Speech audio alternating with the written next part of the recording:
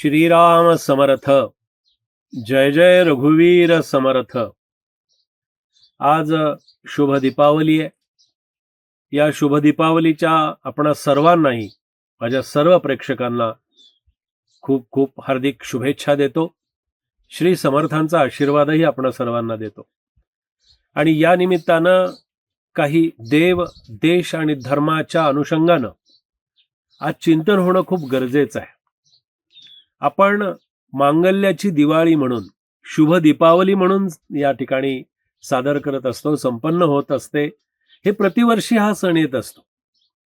आणि आमची एक ठराविक पद्धत आहे की आम्ही हे प्रत्येक सण आणि प्रत्येक उत्सव, आमची भारतीय संस्कृती अतिशय उत्साहामध्ये संपन्न करत असते.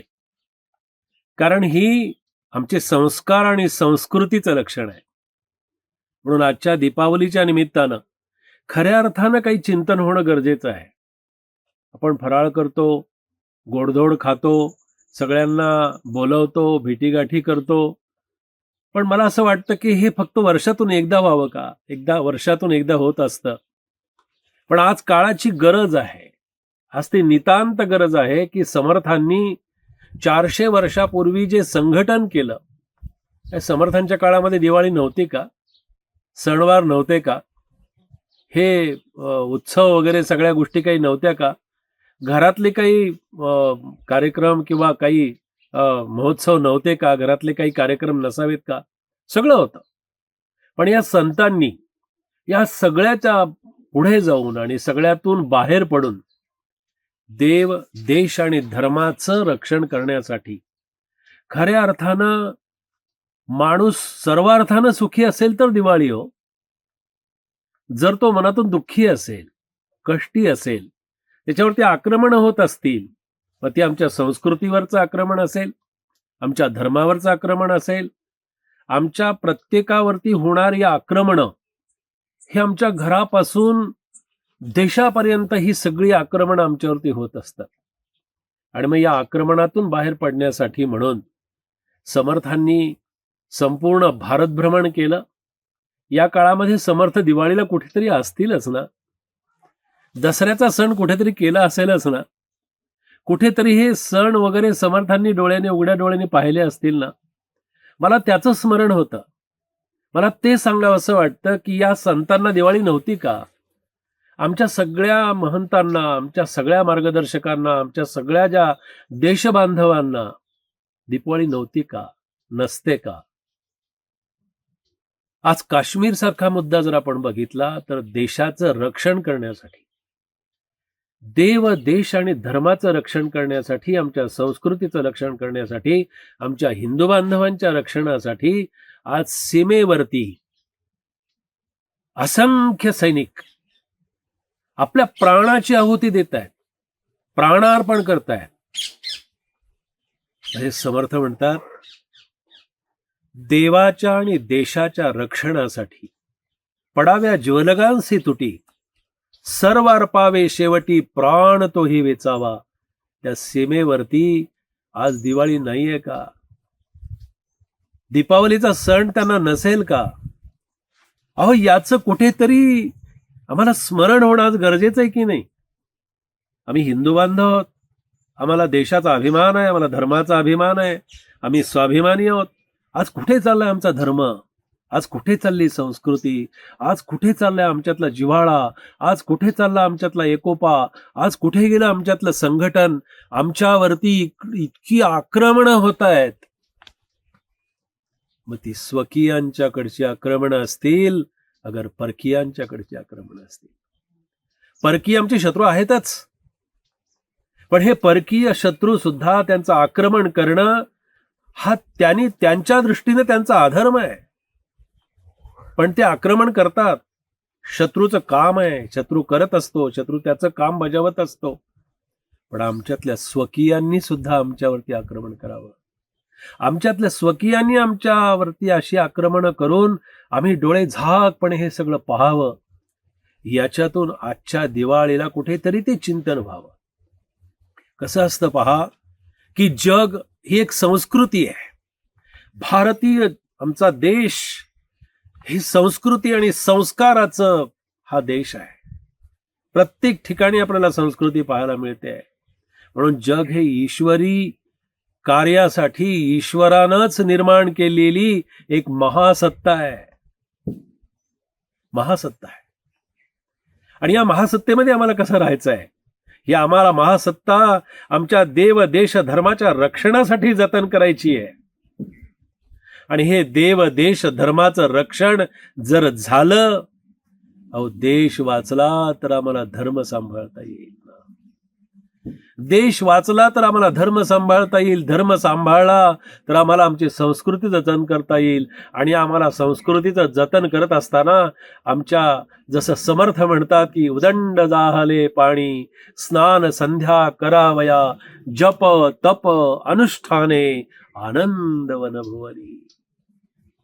हे समर्थाने कशासाठी म्हटलेलं आहे? पण ते स्नान संध्या जप तप पूजा करण्यासाठी आमचा देश, आमचा धर्म हा जिवंत असण्याची गरज आहे, ज्वलंत असण्याची गरज आहे, तो ठाम असण्याची गरज आहे. आणि त्याचं रक्षण करण्यासाठी आम्ही आहोत. त्याचे रक्षण करण्यासाठी आम्ही त्या धर्माचे पाईक आहोत. आमचं कर्तव्य आहे.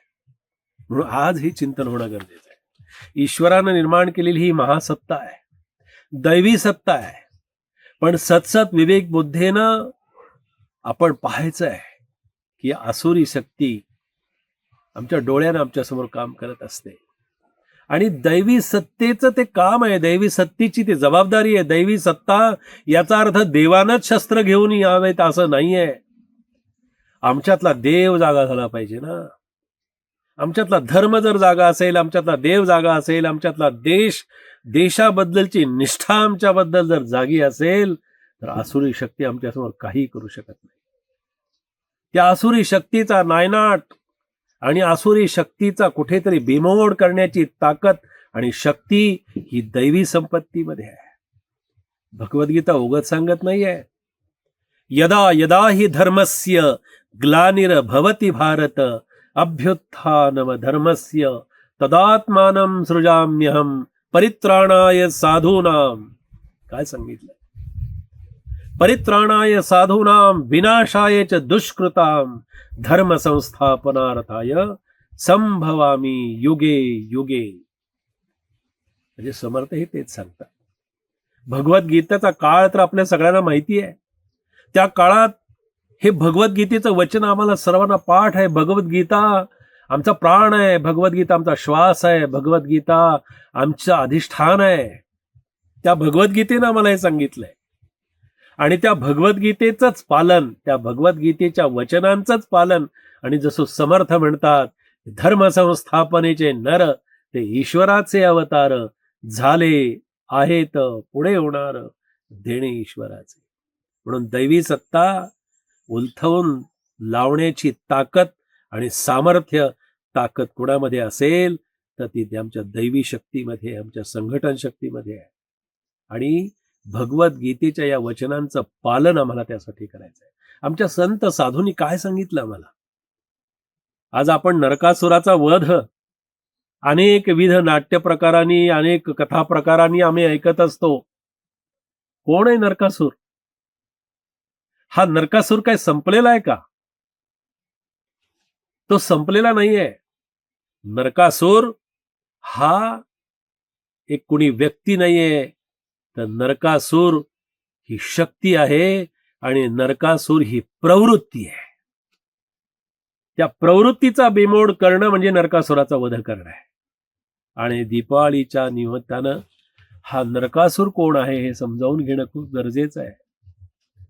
आम्ही नरकासुराचा आख्यान कथा ऐकत असतो, अगदी छान सुंदर ऐकत असतो. पण हा नरकासूर ही प्रवृत्ती आहे. आणि ही प्रवृत्ती अनादी कालापासून चालत आलेली आहे. त्या प्रवृत्तीचा बिमोड आम्हाला करायचा आहे. तो कसा करायचा, कुठल्या पद्धतीनं करायचा? दैवी सत्ता ही आमच्या हातात असणं गरजेचं आहे. दैवी सत्ता आम्हाला राबवणं आवश्यक आहे.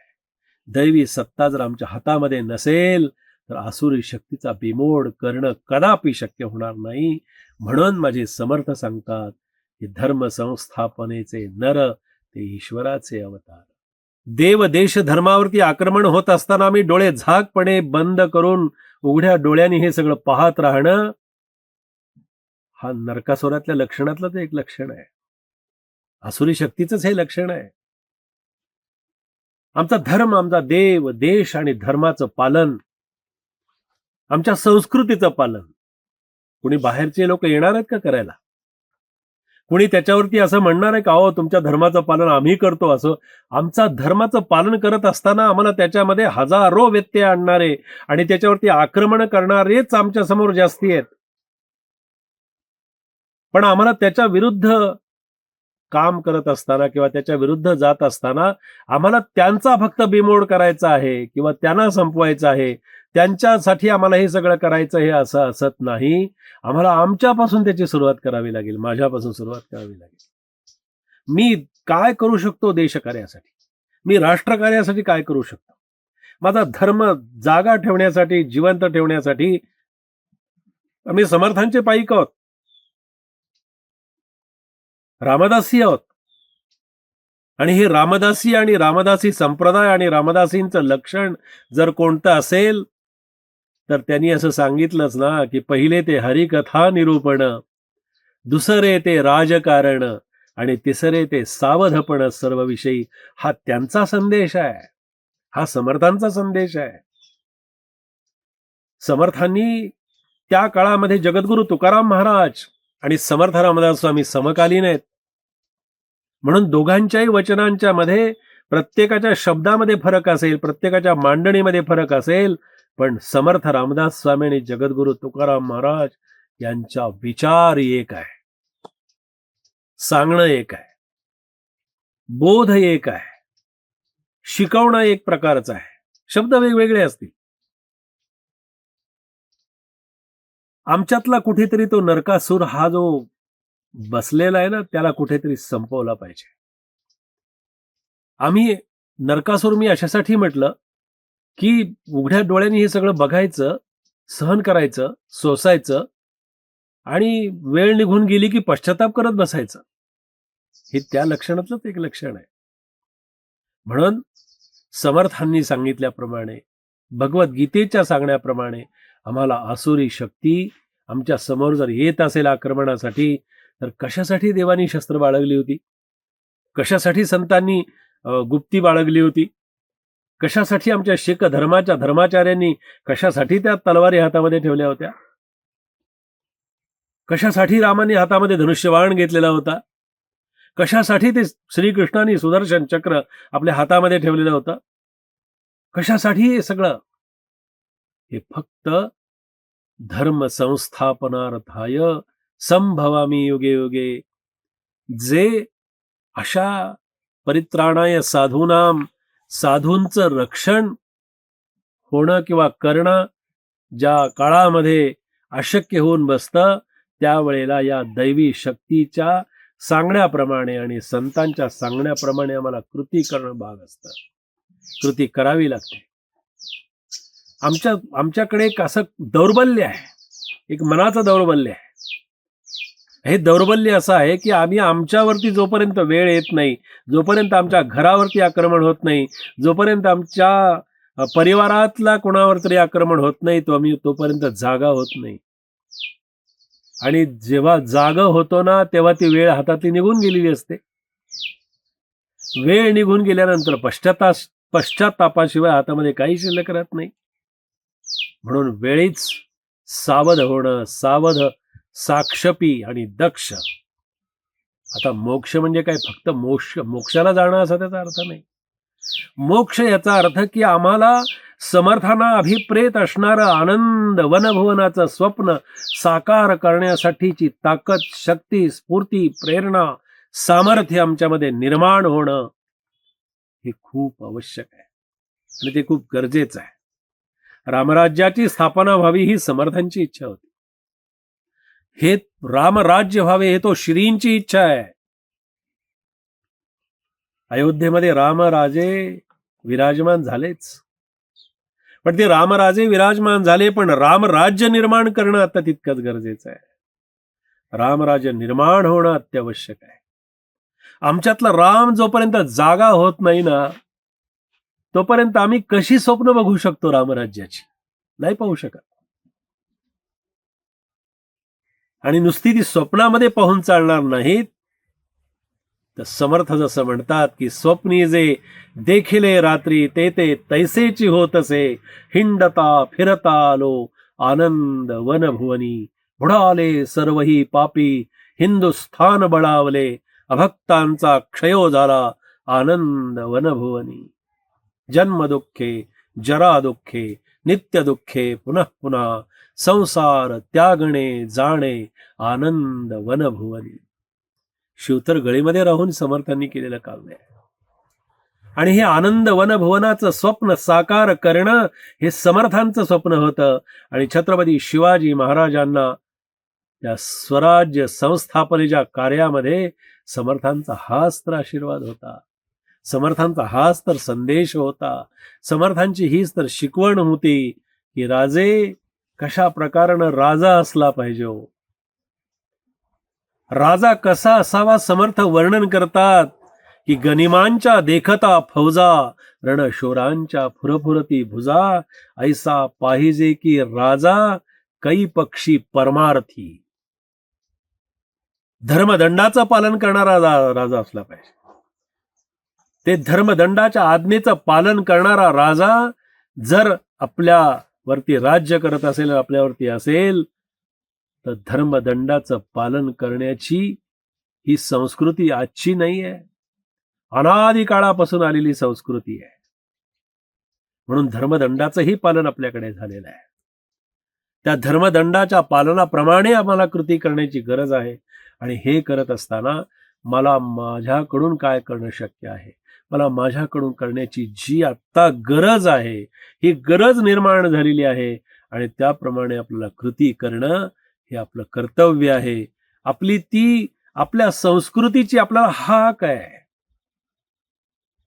आपल्या देव देश धर्माची ती आज्ञा आहे.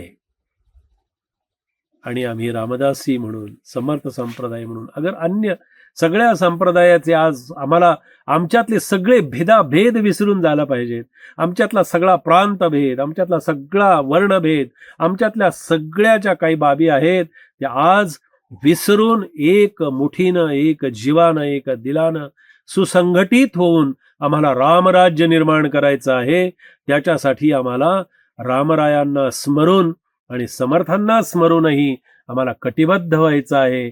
हाच समर्थ संदेश, राष्ट्र संदेश छत्रपती शिवाजी महाराजांना स्मरून आणि समर्थांना स्मरून आज दीपावलीच्या निमित्तानं आपणा सर्वांसाठीही मी हे चिंतन आणि हे राष्ट्रचिंतन आपल्या समोर मांडलेलं आहे.